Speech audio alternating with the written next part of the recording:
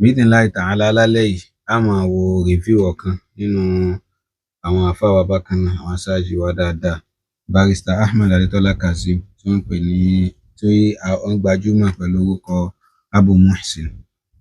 Abẹ́lọ́wọ̀n bá nìkẹ́lá kó bá ṣàlékún dáadáa fún wọn. Àwọn náà wà nínú àwọn aṣáájú dáadáa táwọn náà ń gbìyànjú nípa àlámọ̀rí bí ẹ̀sìn Islam ṣe tẹ̀síwájú, bí dáwà Sunnah Nabi sallallahu alaihi wasallam bí ó ṣe tẹ̀síwájú.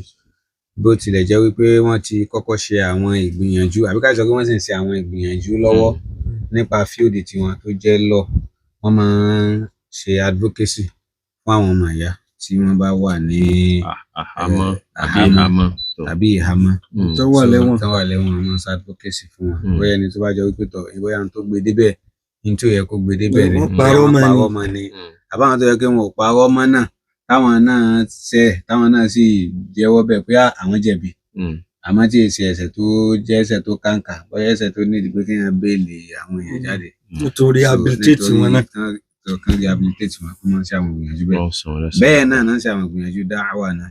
Yàtọ̀ sí pé àwọn náà máa ń ṣe àwọn wáàsí káàkiri, wọ́n tún ń lo social media platform tí wọ́n ní láti tún máa fi pe àkíyèsí wa sáwọn nǹkan tó ṣe pàtàkì tá a gbọ́dọ̀ mọ̀ gẹ́gẹ́ bí mùsùlùmí, àtàwọn nǹkan tó jẹ́ àwọn nǹkan tí ń ba àwùjọ jẹ́ téèyàn gbọ́dọ̀ mójútó. Bẹ́ẹ̀ náà làwọn náà máa ń kọ̀ọ̀kan nípa ní gbogbo ìgbà. Ọlọ́run tún wá ṣàánú wọn pẹ̀lú wípé báwọn barrister wa ṣe kọ ìwé yìí, bẹ́ẹ̀ náà làwọn náà ṣe kọ oríṣiríṣi àwọn publications. Wọ́n kọ̀ọ̀kan tí wọ́n pòkọ rẹ̀ ní Embrace Your Trials. So wọ́n fi ń dáwọn èèyàn lẹ́kọ̀ọ́ nípa pé tádànwó bá dé báyàn, báwo lèèyàn ṣe gbà á, kílẹ̀ ẹ̀kọ́ tánàbí sallallahu alaihi wasallam fẹ́ jẹ́ ká lò nípa ìmọ̀ gba àdánwò mọ́ra, àwọn kan la gbọ́dọ̀ ṣe. Bẹ́ẹ̀ náà kọ̀ọ̀kan tí wọ́n pè ní will you not then reflect. Ìyẹn wọ́n kọ in conjunction pẹ̀lú ọ̀kan náà ọmọ ìyá Malam Balogun Abdulbasit tí wọ́n jọ kọ author rẹ̀. Àìpẹ́ yìí ni wọ́n release ìwé wọn tí wọ́n kọ nípa Quran, so reflections náà lórí àwọn àyà nínú Quran. Ìyẹn part méjì lónìí. Gbogbo àwọn ìgbìyànjú yìí náà nípa kẹ́sìn Ọlọ́run bàbá lè tẹ̀síwájú náà ni. So eléyìí òun náà ni téèyàn máa ń tì síwájú lọ́dọ̀ Ọlọ́run ọba, téèyàn sì máa bẹ Ọlọ́run pé Ọlọ́run mo ṣe ṣe níwọ̀n báyìí wọ́n sá gbà á lọ́wọ́ mi. So lára àwọn nǹkan tí ọmọ tó kọ́ dìmú li anfusikum min khairin tajiduhu inda Allahi huwa khairan wa a'zama ajra. Abẹ́ Ọlọ́run ọba àlekíọ́lá kó san wọ́n lẹ́san rẹ̀ láyé níbí àti ní ọjọ́ gbọ́dọ̀ àlùkìyámà. So àwọn nǹkan yìí náà lèèyàn lè máa ṣe tí ó máa jẹ́ sọ́dákọ̀ járíà fún yàn lẹ́yìn ìgbà tí yàn bá lọ tán. Gẹ́gẹ́ bá Ànábì sallallahu alaihi wasallam ṣe sọ, Ànábì ní àwọn ilmu yuntafa'u bihi, ìmọ̀ tí yàn fi ilẹ̀ táwọn èèyàn ṣàǹfààní látara rẹ̀.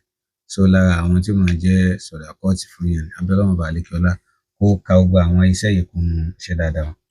So àwọn náà wá gbé ìwé Garment of Compassion yìí, wọ́n gbé yẹ̀wò, àwọn náà sì kà á láti bẹ̀rẹ̀ dé parí. ní tó wà interesting nínú rẹ̀ ni pé tí barrister bá kọ̀wé wọ́n gbé fún barrister Ahmed Adetola Kazeem pé ẹ bá mi wò ó. barrister làwọn náà barrister làwọn náà affairs of lawyers ni táwọn náà bá tún wá kọ̀wé àwọn náà tún sọ pé tọ̀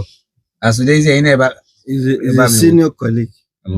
Ọlọ́run bá ṣàlékún dára fún un. Kódà ìwé wọn tán kọ nípa Quran part 2 rẹ̀ kọ́pì barrister mbẹ̀lọ́ àmọ́ mo tó gbàgbé tó mú wá lónìí ó darí jù. So wọ́n wá sọ wípé ní táwọn ó sọ nípa ìwé Garment of Compassion yìí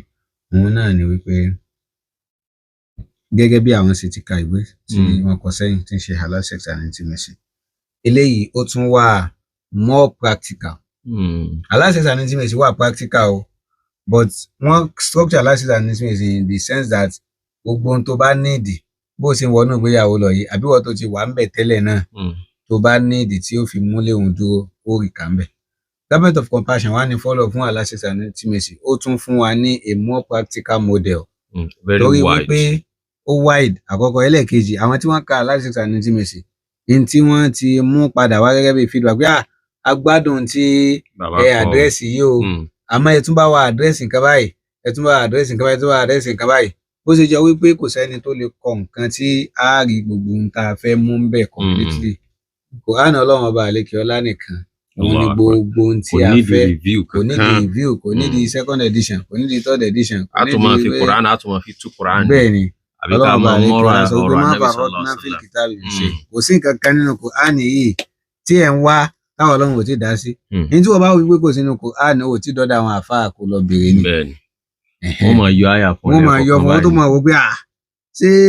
àyà yìí ṣe ń bẹnu Kùránì iná ló fa tó yẹ pé nígbà tí Ànábì sallallahu alaihi wasallam kú tí ó máa wò fẹ́ gbà pa Ànábì ti kú tó ní ẹni tó bá sọ pé Ànábì ti kú wọn ó bẹ̀rù rẹ̀ sọnù ni Abubakar ní ala rislika ya Umar ẹ ó mọ̀ sí pẹ̀lẹ́pẹ̀lẹ́ ẹni tí ó lọ yìí èèyàn bíi tiwa náà ni ó wá ka àyà Ọlọ́run ọba àlékè ọlá sọ wípé wa ma Muhammadun illa rasul qad khalat min qablihi rusul afa in mata aw qutila inqalabtum ala a'qabikum ó máa wo ni bí wọ́n máa wo ṣe gbọ́ bàbá kẹsì ká àyà wọn ìdájábọ́ lọ́wọ́ wọ́n máa wò ó wá dà gẹ́gẹ́ bí póhùn ò tiẹ̀ gbọ́ àyà wọn rí òun sì ti ka láìmọye gbà nínú Quran àmọ́ torí nǹkan tó ṣẹlẹ̀ nì ó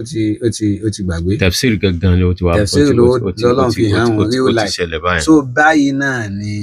àwọn láfi má péjú àgbẹ̀dọ̀ Quran nìkan ló rí bẹ́ẹ̀ àwọn nǹkan míì mo ṣe kí ni mo rí bẹ́ẹ̀ so garment of compassion ó wà more practical so Barrister wa ní lára tí ó torí pé téèyàn bá kàwé tí wọ́n bá ní chapter bíi 20 àbí ní chapter mẹ́wàá àbí ní chapter 5 yóò níbi kan tó yẹ pé no nǹkan yẹn ló ó sọyàn lákìnyẹmí ara pé eléyìí ó stand out particularly fún mi ẹlòmíì lè sọ pé nínú tíra Bulughul Maram tí mo kà gbogbo àwọn hadith kan wà tí mo nífẹ̀ẹ́ gan níbẹ̀ hadith yìí ni kódà bí Quran ṣe tóun tẹ́ bá bí ẹlòmíì pé kí ni favourite verse rẹ nínú Quran ẹlòmíì lè ní ìwé mi ní ṣe favorite verse nínú Quran aya suratu Zumar tọ́lọ̀ tí ní qul ya ibadiya alladhina asrafu ala anfusihim la taqnatu min rahmatillah mo like aya wọn ká má jákàn gbogbo tó bá lè wò ká ṣe tàbá ti ṣe bọ Ọlọ́run ọba àlékè ọlá rẹ́dì láti foríjì wọn tá bá ṣe tán láti padà sọ́dọ̀ Ọlọ́run ọba so Barrister wa ní in tí táwọn like jù nípa ìwé garment of compassion yìí ni wípé ọ̀rọ̀ tí Barrister Ibn Abdullah Sudaisi tí wọ́n kọ nípa sexual compatibility before marriage pé kí ọkọ àtìyàwó kí wọ́n mọ̀ wípé sáwọn wà compatible sexually kó tó di wípé wọ́n ṣe kíni wọ́n lọ sínú ìgbéyàwó obìnrin míì wà nínú ìgbéyàwó lónìí tó jọ wípé ẹni tí ó fẹ́ because sexual compatibility kò mean wípé sọkùnrin òun só lè lo wákàtí kan só lè lo wákàtí 12 àbí sóbìnrin òun só lè ṣe báyìí sọ sexual compatibility bẹ̀rẹ̀ láti wípé ẹni tí mo fẹ́ yìí ṣé ẹni tí ń fẹ́ jẹ́ kó gorí mi ni ibi tí akọmọtí ti bẹ̀rẹ̀ nìyẹn obìnrin míì kì í ṣe wípé ó mọ bóyá ọkùnrin mi lè láti àbí ò lè láti àmọ́ tó bá ti rí súra rẹ̀ báyìí ó pé eléyìí dùn ún rí mọ́yàn mo lè present eléyìí gẹ́gẹ́ bí wọ́n sọ pé ọkọ rẹ̀ dáṣọ pé this is my husband ṣé káwọn obìnrin míì àdọ́gbọ̀n wọn fọkàn wọn pamọ́ bẹ́ẹ̀ náà làwọn ọkùnrin míì nú àna táwọn náà máa fi àwọn kan pé àwọn gbọdọ̀ rí léyìí pẹ̀lú mo kàn fẹ́ bóyá nígbà yẹn àwọn òbí rẹ̀ ti ń dàgbọ́n pé sáà lọ́mọ ẹnìkan wá àbí wọ́n sáà kí ẹnìkan mọ́ lọ́rùn pé àwo a ti sọ pé ẹ̀yin lẹ́fẹ̀ẹ́ ra yín ó wá fẹ́ obìnrin míì náà ń bẹ tí ó fẹ́ ọkùnrin jẹ́ pé ọkùnrin òun gan yóò kàn gbà fọ́lọ́ ni pé sáà ṣe ń tó ṣe kó máa lọ bó ṣe ń gorí rẹ̀ ń rìn lára kìí ṣe wípé bóyá kò láìkì ọkùnrin yóò gẹ lásán wàhálà ti kọ́kọ́ ṣẹlẹ̀ so marriage wọn mọ mi báyìí ni. ó ní pé nǹkan tán ń tà láti sọ fún ẹ kó tó di pé yóò fẹ́ yàwó gan àbí yóò lọ́kọ kí ẹni ṣẹ́ni yìí gan sówù mí ṣé mi náà ṣe mo wù ú kéèyàn kọ́kọ́ mọ̀ torí ẹlòmíì lónìí bẹ́ẹ̀ ṣe sọ assalamu alaikum ó ní pé ẹlòmíì torí pọ́n ní mọ́kọ wá ń lé ní o múyàwó wá ń lé ní ẹ̀rí pé ànábì sallallahu alaihi wasallam lára àwọn nǹkan tánàbì sallallahu alaihi wasallam tó ṣe wá lójú kò ní ká tó níyàwó ká tó lọ́kọ ànábì gbà wá níyànjú pé ká wò ó ní pé òkè a máa ṣe náà lọ́rùn ẹ wò pé ẹni yìí ṣe mú kódà tó wáyé pé kí ẹ gọ pamọ́ síbì kan náà ní kí ẹ pé bẹ́ẹ̀ ni ṣe ń rìn yìí ṣe àmọ́ tó sí ti ń lo nìkan filẹ̀ o má kó bá ọ̀rọ̀ kan ṣẹlẹ̀ ní bí ọdún mélòó kan sẹ́yìn tí Sheikh Amubiyaya hafidhullah tí wọ́n fi ṣe àpèjúwe wọ́n ní fóònù tí ì di pé èèyàn tiẹ̀ ń bóyá photograph àbí kinní kan àbí nǹkan kan wọ́n wá ní ẹni yóò wà ní bóyá Saudi àbílẹ̀ lárúbáwá kan wọ́n wá bá ẹni sọ̀rọ̀ náà ohùn rẹ̀ sì dáa wọ́n wá ríra wọn títí kò wálé ó wá di ọjọ́ ìyàwó wọ́n wá ní àáfà wa ń fún àwọn èèyàn ní nǹkan yà pé tó bá jẹ́ pé ìyá ajé ayé ò fáìn ni òun ṣe tán àti kọ́lẹ̀ ẹ wo mùsíbà. that means pé bó ṣe rí ogbé ajé ayé fáìn dáadáa ohun nìkan ẹlòmíì ẹnu Sheikh Amubiyaya náà ti gbọ́ ọ̀rọ̀ yẹn níbi fútúbà náà ti sọ nítorí pé ẹ jẹ́ wọn wo ọmọ yín dáadáa o ẹ mẹ́ta sọ bò.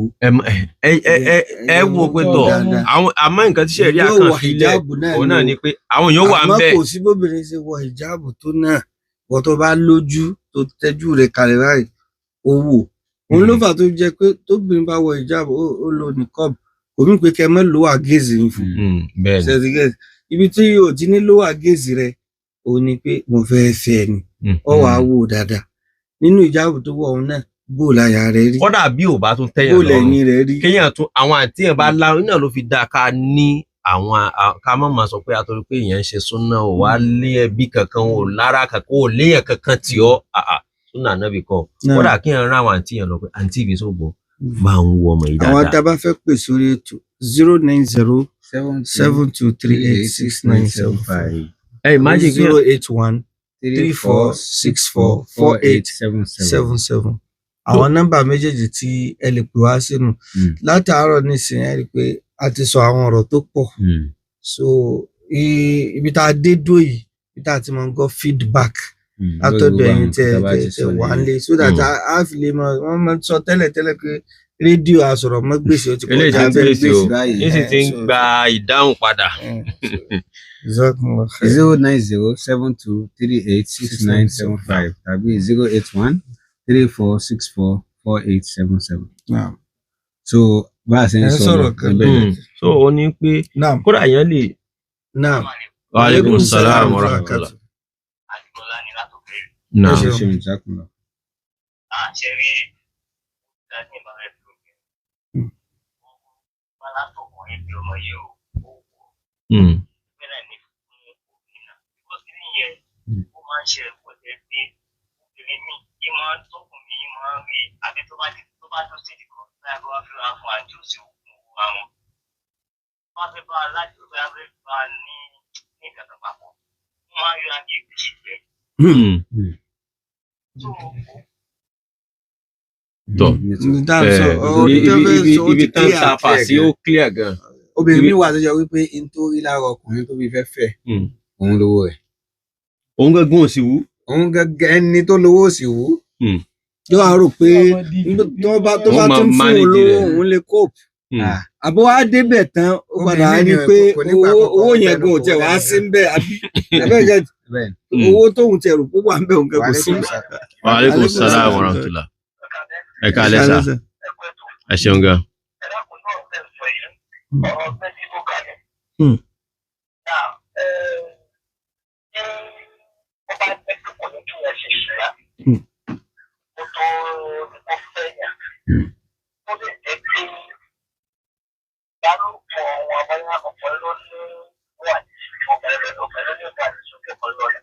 Tí wọ́n wá jọ fẹ́ra wọn tó àlè tí wọ́n láì sí bọ́tí lára wọn tàbí pọ̀ ní ló wá bára wọn sí pọ̀ ló ti fi ẹsẹ̀. Ṣùgbọ́n kí ni báwọn ní fẹ́ máa fi oṣù lẹ́yìn lọ́tọ̀ ọjọ́ tó fẹ́ báwo ni àtijọ́ ṣàtìkọ̀ tí wọ́n bẹ̀rẹ̀ nígbà pé wọ́n bẹ̀rẹ̀ nígbà. Wàlá ibi tẹ́ ń sọ̀rọ̀ lọ ti yé wa.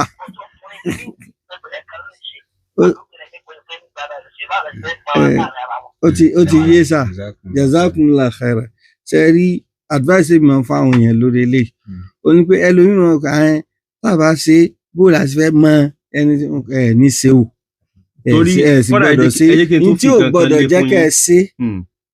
òun náà ni ọ̀rọ̀ táwọn àfáà ti sọ lẹ́ẹ̀kan ẹ gbogbo àwọn àyà tí wọ́n kà fún wa nípa zina now ibi tọ́rọ̀ wà ń bẹ gangan solution torí ẹ̀ la fi kọ àwọn ìwé yìí o torí pé ẹlòmíràn pé bóòlù mo sì fẹ́ mọ̀ kò sí bó ṣe ka ìwé halal sex and intimacy kọkùnrin kà kóbìnrin kà before marriage tí ẹ fi ní mọ àwọn nǹkan tó yẹ kẹ́ ẹ mọ̀ tó jẹ́ pé kákà tún yín kalẹ̀ síra yín lókù ẹ mọ̀ ẹ ṣe kí sà fún kò dáa kéèyàn máa fi ẹran lé àjà ọlọ́run tó bá ọlọ́run kò foríjì ìwà gbogbo ìtàwọn èèyàn ti ṣe lọ but tí wọ́n bá tún ẹran lé méjì kalẹ̀ síra wọn ò ní kàn máa wúra wọn lójú so àmọ́ àwọn nǹkan tẹ́ ti kọ́kọ́ mọ̀ láti ibi ìwé méjèèjì èèyàn ò ti mọ̀ débi pé kò sí ò ní nǹkan míì tó fẹ́ kọ́ ọmọ rẹ mọ́ tó bá tiẹ̀ fẹ́ mọ́ bá sọ nǹkan kan mọ́ kàn sọ pé ìwé halal sex and intimacy àti garment of compassion àwọn méjèèjì ẹ̀ lọ́ka ó ti parí. ní tó wà ń bẹ̀ ni wípé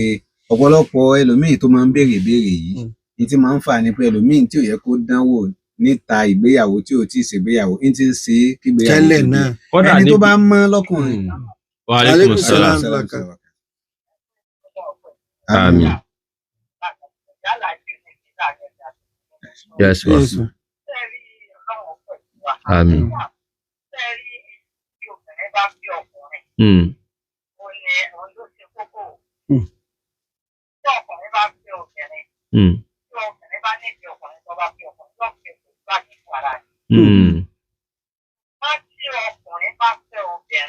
tó manage.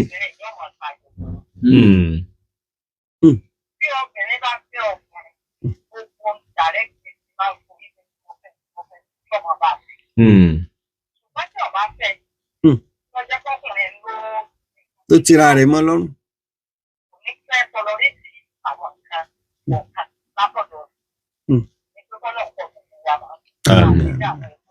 Ẹ ṣeun màmá wa,